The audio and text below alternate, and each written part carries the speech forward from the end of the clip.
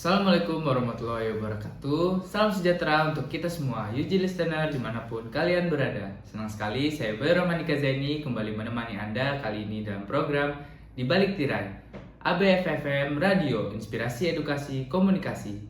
Dan dengan tema teater sebagai ruang ekspresi dan pengembangan diri mahasiswa. Untuk membahas topik tersebut, hari ini sudah hadir narasumber kita yang tentunya sangat berpengalaman di bidang ini, yaitu Ketua Umum UKM Teater Mahasiswa. Halo Kak Febriano. Halo semuanya, perkenalkan nama saya Muhammad Febriano, biasa dipanggil juga Ano. Saya adalah Ketua Tema Gunadarma periode 2026 sampai 2027. Salam kenal ya teman-teman. Ya, menarik banget ya. Jadi itu perkenalan dari Ketua Umum UKM Teater Mahasiswa dari Gunadarma. Jadi kita langsung aja nih sebagai pembuka, boleh dong diceritain sedikit tentang UKM Teater di kampus kita. Kegiatannya apa aja sih yang biasanya dilakuin? Kalau kami biasanya dalam melakukan kegiatan, memang kami biasanya latihan untuk elementary, untuk persiapan mungkin nanti ada pertunjukan atau mungkin ada suatu garapan yang memang akan dilakukan nantinya berapa bulan ke depan gitu. Dan kebetulan juga kan memang kami juga sudah cukup lama lah, tema itu sudah ada di Gundar aja dari tahun 92. Yo, lama sekali itu ya. Iya, jadi karena memang udah tersusun lah dari zaman-zamannya, pada akhirnya kami juga punya poinnya kalau misalkan kalau latihan itu harus seperti apa, dan kegiatan kami juga tidak mumpuni tentang teater doang kok. Kami juga bisa mewadahi teman-teman kalau misalkan teman-teman punya bakat dalam halnya penulisan atau berpuisi, monolog, ataupun mungkin tertarik dengan dunia kamera atau film gitu. Kami juga bisa membantu secara skenografi ataupun sinematiknya, walaupun kami belum jago banget ya. Tapi setidaknya kami coba untuk mewadahi teman-teman mau melukis, ya kami coba untuk mewadahi itu kan. Berarti di teater ini kegiatannya nggak cuma kayak latihan acting doang buat teater, tapi bisa segala macam lah ya. Iya, bahkan kan juga di teater itu kan juga untuk belajar tentang produksi, jadi belajar tentang manajerial, bagaimana cara bekerja tim, dan juga bagaimana teman-teman berkomunikasi baik antar divisi gitu. Baik. Tapi menurut kakak nih, apa sih yang ngebuat teater nih jadi wadah yang tepat buat mahasiswa ngekspresiin diri? Kalau dari kacamata saya ya, bagaimana mahasiswa bisa mengekspresikan diri ya. Karena teater sendiri itu adalah sebenarnya teater itu bahasa dari Yunani yang dimana teatron, dimana tentang bagaimana pertunjukan. Teater itu adalah alat komunikasi dari zaman dulu. Bagaimana teman-teman mempunyai keresahan apapun bentukannya, maka bisa diimplementasikan lewat pertunjukan. Misalkan kayak teman-teman nih resah tentang kayak isu mental atau apa, bisa dituangkan dalam tulisan lalu bisa dipentaskan menjadi pertunjukan. Nah itu kan bisa jadi kayak ruang komunikasi gitu, ada suatu pemaknaan lewat dari pertunjukan gitu. Teatron ya bahasa Yunani. Iya. Oke, kalau berbicara tentang teater, banyak orang berpikir manfaatnya hanya belajar acting, padahal sebenarnya kan lebih dari itu, kayak ada penulisan tadi, ada produksi sama manajerial juga. Nah itu selama jadi anggota sampai sekarang nih jadi ketua umum UKM Teater Gunadarma, keterampilan apa sih yang paling kakak rasakan berkembang gitu? Karena memang di waktu saya jadi anggota muda, saya juga ada divisi musik dan juga aktor kebetulan, yang di calon anggota ya. Jadi saya tuh memang disuruh belajar untuk menjadi keaktoran dan juga untuk divisinya saya di penata musik. Dan pada akhirnya saya juga harus belajar tentang bagaimana cara menjadi sound engineering atau seperti apa untuk menjadi tata panggungnya. Pun juga saya saat menjadi anggota mudanya saat itu juga, saya juga waktu ikut FTK saya mengikuti menjadi aktor, tapi di satu sisi saya juga harus menjadi sound engineering, tim media. Jadi berbeda-beda tuh, terkadang tuh setiap produksian kadang-kadang tuh. Jadi nggak selalu jadi sound engineering ya? Iya, tetapi kalau misalkan ada kesempatan lain, terkadang saya juga masih menetapkan untuk menjadi sound engineering. Kayak misalkan waktu itu pernah pentas kami di akhir 2024 dan 2025 kemarin, Iya. tahun baru di Margo Hotel kami mementaskan suatu pementasan Broadway gitu. Jadi bisa lip sync dan nantinya ada musik-musiknya. Nah itu sebetulnya saya juga yang menyetup dan juga untuk menata musiknya. Jadi nggak selalu jadi sound engineering tapi tergantung situasi ya. Iya betul, kayak terkadang saya bisa jadi artistik, bahkan Iya, juga iya. ini gitu.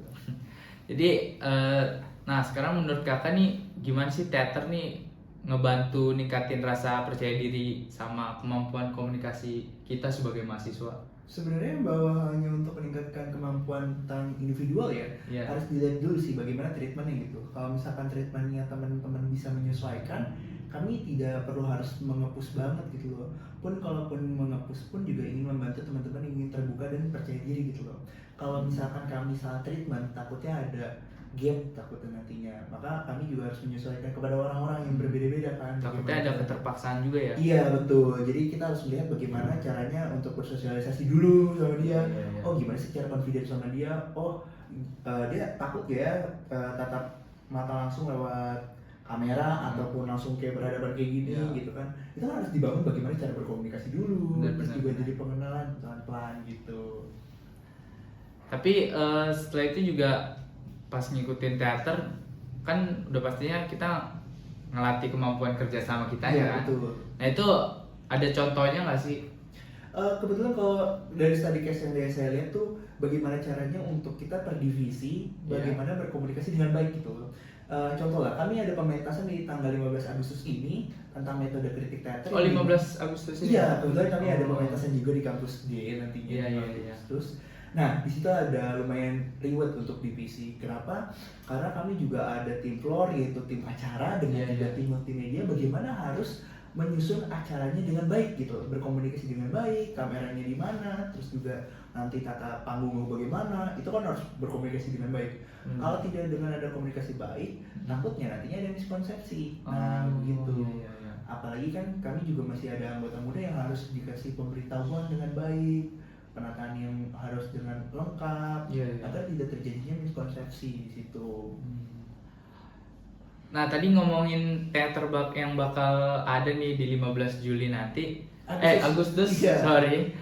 Itu temanya sama kegiatan teater tuh bakal ngapain aja tuh selama pertunjukan? Oh, kebetulan kalau ngomongin temanya ya, Iya. sebenarnya sih kalau kami sih ingin mengumpulkan keresahan-keresahan dari teman-teman mahasiswa. Bahkan bukan hanya mahasiswa sebenarnya ya. Kami juga mencoba untuk menjadi keresahan dari beberapa orang-orang yang masyarakat di kampus lah intinya gitu loh. Oke. Pun nanti yang saya coba untuk mencari dan siapapun lah gitu.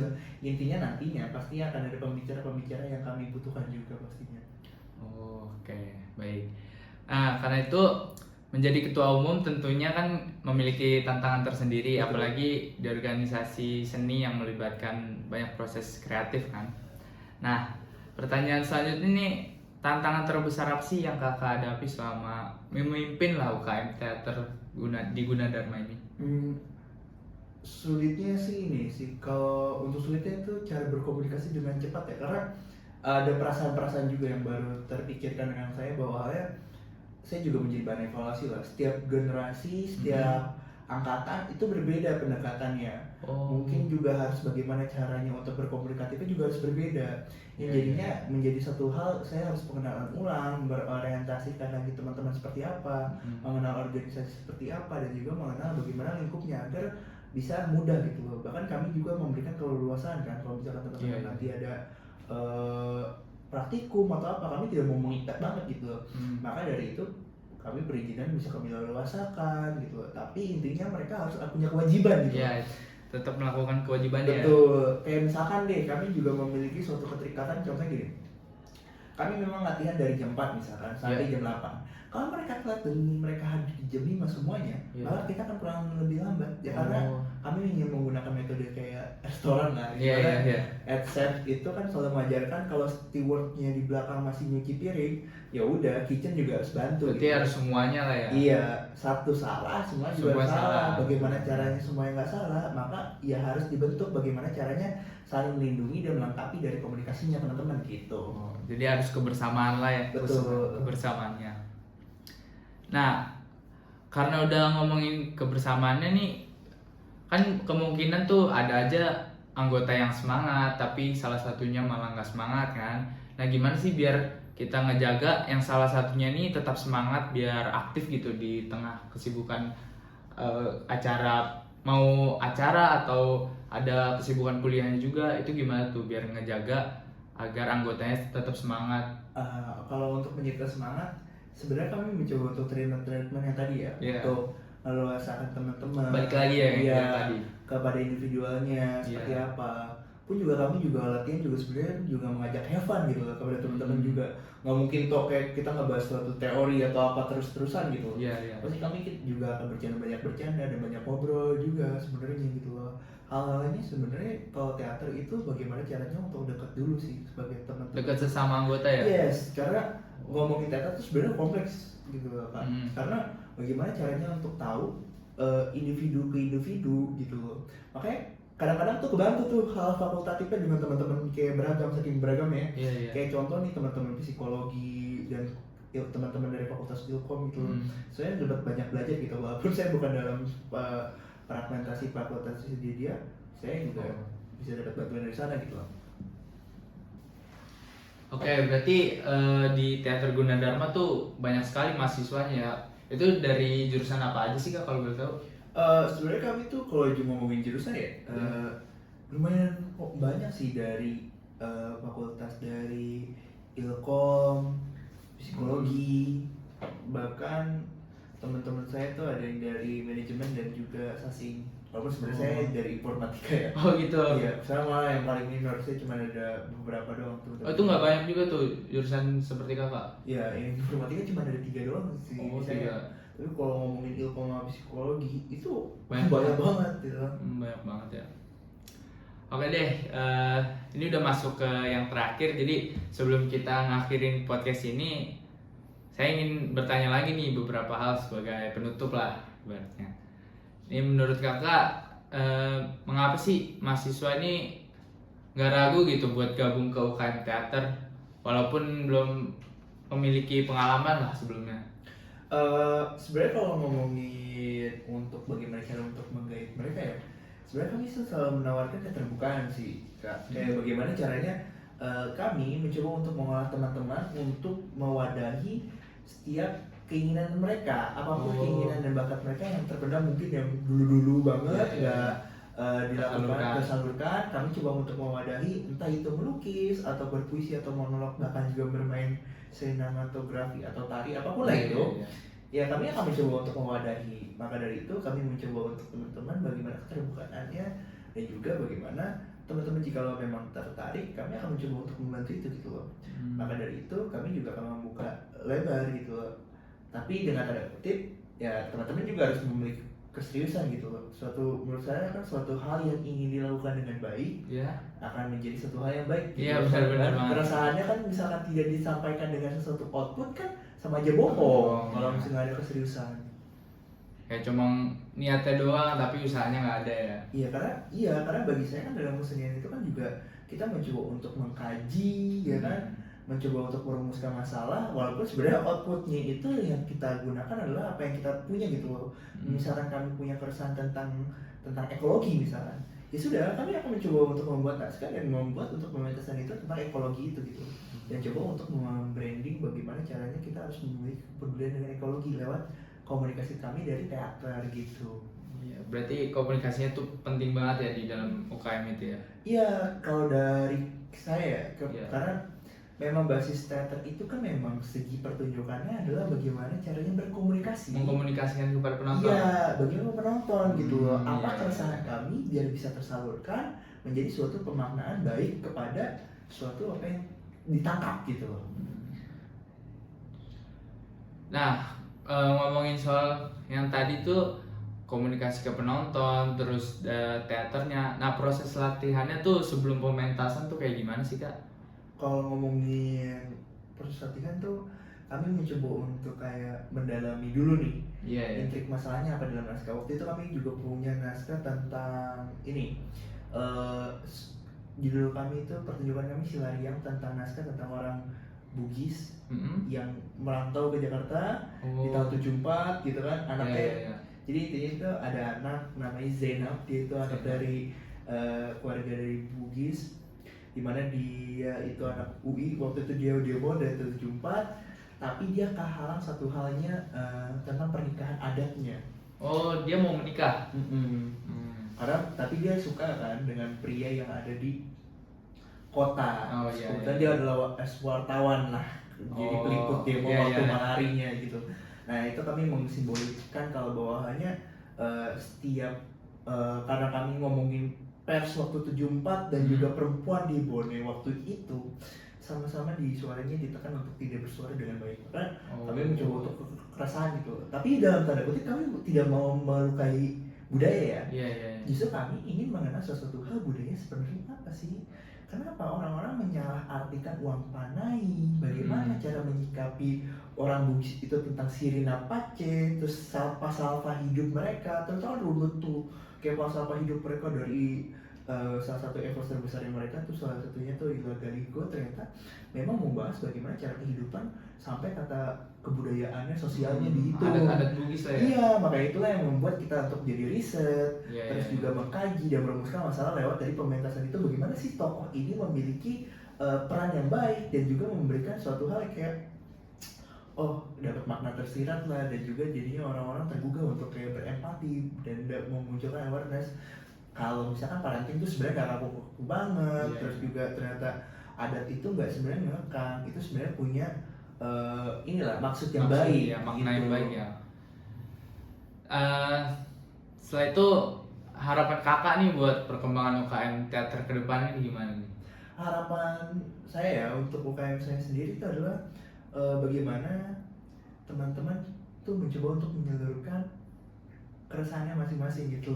Oh. Nah harapan saya sih juga teman-teman juga, saya juga punya harapan panen prestasi ya. Iya, Karena iya. untuk mencoba untuk teman-teman bagaimana karena kami juga nantinya ada festival juga, festival teater kampus itu. Iya, yang Yang kami pentas di 15 Agustus. Itu sebenarnya diselenggarakan oleh pihak Dewan Kesenian Jakarta. Oh. Ya, makanya dari potensial perlombaan inilah yang mencoba untuk saya alirkan gitu loh. Entah teman-teman ikut Pesimidan, teman-teman ikut ke monolog FTPNN gitu, festival teater monolog mahasiswa gitu loh. Nah itu mencoba untuk menggali bakat teman-teman, mungkin juga film apa, pokoknya itu lah mencoba untuk mewadahi teman-teman lah saya. Berarti buat kedepannya tuh, buat perkembangan UKM-nya tuh pastinya anggotanya lebih terbuka, terus juga anggotanya lebih manen prestasi lah. Iya betul, untuk menjadi lebih semangat dan acuan dalam kesenian gitu. Oke. Nah terakhir nih, kalau boleh memberikan satu pesan buat para pendengar itu untuk mahasiswa yang sedang nyari ruang untuk berkembang selama kuliah nih, apa yang pengen kakak sampaikan? Untuk menyampaikan kepada teman-teman mahasiswa ya, untuk mencari ruang berkembang ya, setiap tempat itu baik gitu. Tapi kembali bagaimana teman-teman menanggapi tempat itu seperti apa gitu. Mungkin kalau teman-teman lihat ada kacamata lain, kenapa mereka masih ada tetap di sana gitu loh. Bahkan di kami pun juga kami mencoba untuk keterbukaan gitu loh, untuk kayak bagaimana caranya kita menjadi berdampak untuk diri sendiri dan juga untuk, kalau ngomongin lingkungan kan besar ya. Ya sudah, bagaimana menjadi berdampak pada lingkungan kampus dan nantinya ke masyarakat gitu. Kami juga punya ego sebenarnya Tema Buddha Dharma itu untuk sampai berdampak pada masyarakat luas. Iya. Karena kami juga punya bahwa keresahan itu harus, ya kesenian itu lahir dari keresahan, maka dari itu kita harus mencoba menampung keresahan diri sendiri sampai sosial pun juga kami harus bagaimana membantu dan meweb itu semua dan mengkomunikasikan lewat dari pertunjukan. Oke. Terima kasih banyak nih Kak Fabriano atas cerita dan pengalaman yang sudah dibagikan hari ini. Dari perbincangan kita bisa belajar bahwa teater bukan hanya tentang tampil di atas panggung, tetapi juga proses belajar keberanian untuk mengekspresikan diri, membangun kerjasama, serta mengembangkan berbagai soft skill yang bermanfaat dalam kehidupan maupun di dunia kerja. Semoga apa yang telah dibagikan hari ini dapat memberi inspirasi bagi teman-teman mahasiswa untuk tidak ragu mencoba hal-hal baru dan mengembangkan potensi diri melalui organisasi maupun kegiatan seni. Terima kasih juga pada teman-teman dimanapun kalian berada yang sudah mendengarkan podcast teater sebagai ruang ekspresi dan pengembangan diri mahasiswa bersama Kak Muhammad Febriano Hendra. Saya Bayu bersama narasumber kita hari ini pamit undur diri, sampai jumpa di episode berikutnya. Tetap semangat berkarya, terus berkembang, dan sampai jumpa. Wassalamualaikum warahmatullahi wabarakatuh. Terima kasih Kak. Ya baik, terima kasih.